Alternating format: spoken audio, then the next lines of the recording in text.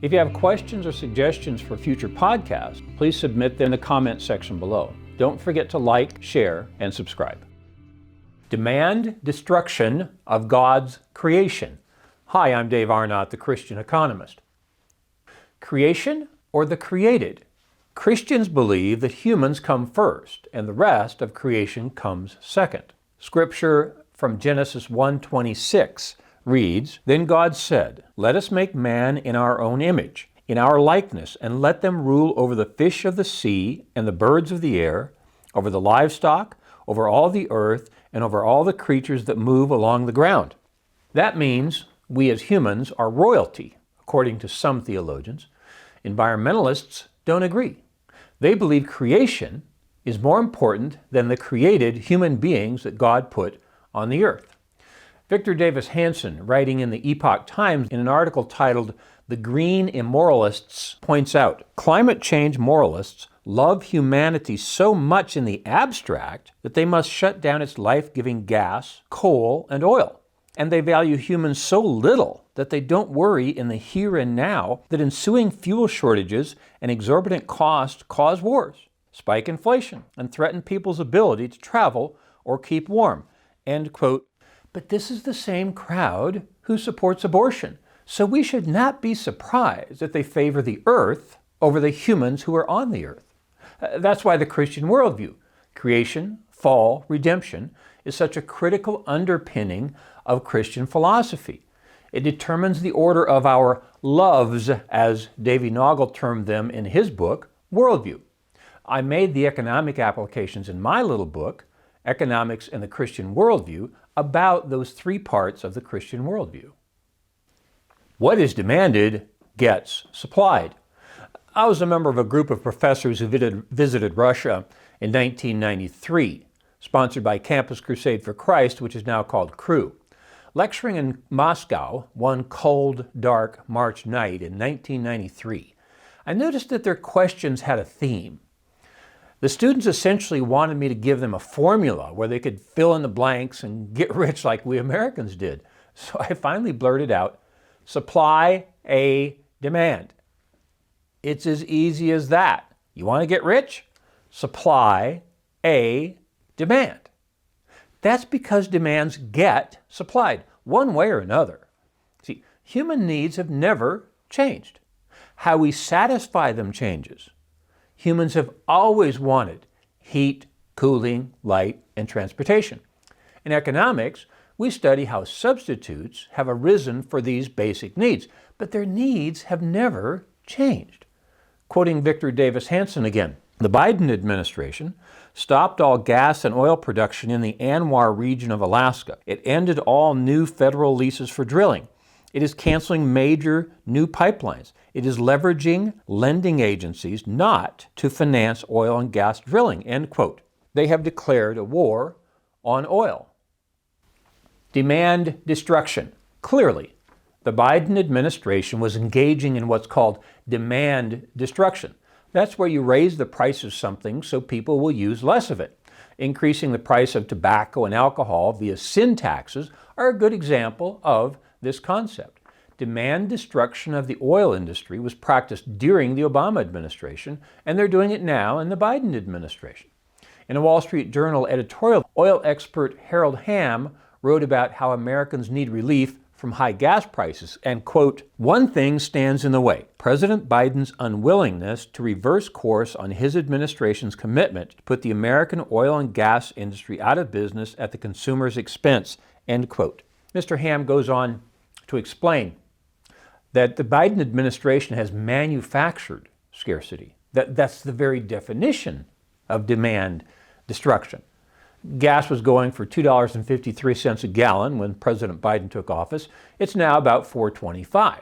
Back to Mr. Davis Hanson again. He provides another way in which the administration is participating in demand destruction. Quote, "In just a year, the Biden administration has managed to turn the greatest oil and gas producer in the history of the world into a pathetic global fossil fuel beggar." Well, that great oil and gas producer, of course, is the United States. This was fully expected from the Biden administration. He told a young woman at a presidential campaign event in New Hampshire before he was elected, quote, "I guarantee we will end fossil fuels," end quote. They are purposely raising the price. A year ago, a reporter asked Energy Secretary Jennifer Granholm about increasing oil production. She literally laughed at the reporter and stated, That is hilarious. well, a freshman who understands supply and demand knows that as you limit the supply, the price goes up. And that's what we're witnessing today. Demand destruction of the oil industry that has a regressive impact on the poor. Secretary Granholm also commented that increasing oil prices wouldn't affect those who owned electric vehicles. Well, since they sell in about the $65,000 range, that makes her a candidate for the Let Them Eat Cake award. By the way, President Biden does not own one of those electric vehicles that Secretary Granholm quipped about. Substitutes. When an ancient sea receded billions of years ago, it left the limestone ridge that Ginger and I live on just south of Dallas. Christians believe it is in God's plan for our neighbors to work in the 3 cement plants in our city, turning limestone into cement so we can have building foundations, streets, roads, and sidewalks. In the same way, Christians believe that the decay of plants and fossils from millions of years ago, pressed together under the Earth's gravity, produce gas and oil that we're supposed to dig out and burn to heat our homes, light our buildings, and provide transportation for the food we eat and transportation for humans as well. Now, God also provides sunlight and wind, and He gave brilliant people the knowledge to capture them as substitutes for fossil fuels. Look, we believe both are a part of God's creation, and both should be used by humans to improve and extend our lives. Environmentalists don't always agree with the Christian worldview. They believe that the created earth, that is if they believe it's created at all, is more important than the created humans on it. That is not consistent with Scripture. I unpack some of this in podcast number 39, titled "The Environment is a Gift from God." Now, people in my generation remember an ad for a margarine that substituted for butter so carefully that it fooled Mother Nature. The woman playing Mother Nature declares, "It's not nice to fool Mother Nature," as lightning strikes. See, Christians have the same view about demand destruction of the fossil fuel industry. It's not nice to destroy God's created sustenance for humans. President Biden canceled the Keystone XL pipeline in the United States, but supported the Nord Stream 2 pipeline taking gas from Russia to Germany. He seems to have no problem with pipelines per se, just American ones. As our enemies around the world in Russia, Iran, and Venezuela reap huge profits from record high oil and gas prices, we are left to wonder why he is discriminating against oil production in Alaska, North Dakota, or Texas. A note in the satirical Babylon Bee reported that the United States was giving Alaska back to the Russians so oil drilling could resume there. Sometimes satire is too close to the truth.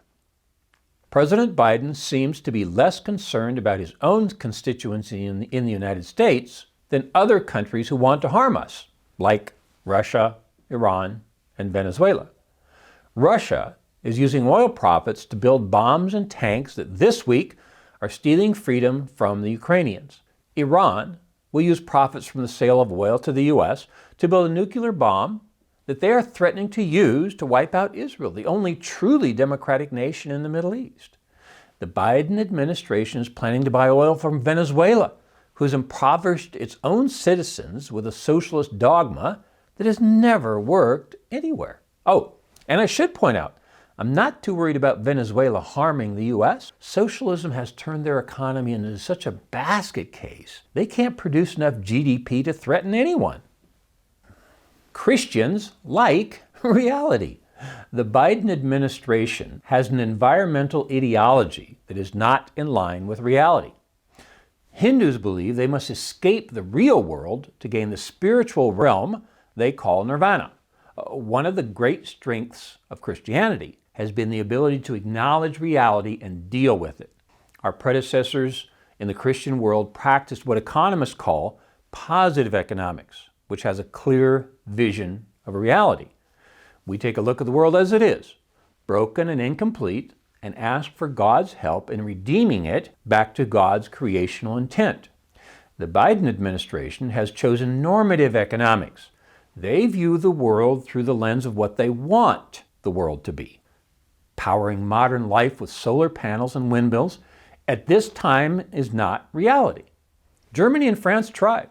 That's why they're paying 42 cents for the same kilowatt of energy that we pay 10 cents for in Texas. See, this pipe dream reality impoverishes the poor. But don't worry about the elite political class. Even though solar-powered jets have not been invented yet, they'll still burn fossil fuels to jet around the world, lecturing the poor about how they must pay the price for the transition from oil to solar. Everything gets transported. The increased cost of fuel will increase the price of everything. Christians care about food for the poor, which I explain more fully in podcast number 105, titled The Free Market Feeds the Poor. Increased cost of food is a regressive tax on the poor because they spend a larger share of their income on food than do the rich. Thus, the poor will be hurt the most. The Biden administration is performing demand destruction on a part of God's creation that was intended to warm, transport, and feed the poor. I'm Dave Arnott, the Christian Economist. Fear God, tell the truth, earn a profit. See you next time. For more information, please visit us online at davearnott.com. If you have questions or suggestions for future podcasts, please submit them online or in the comment section below. Don't forget to like, share, and subscribe.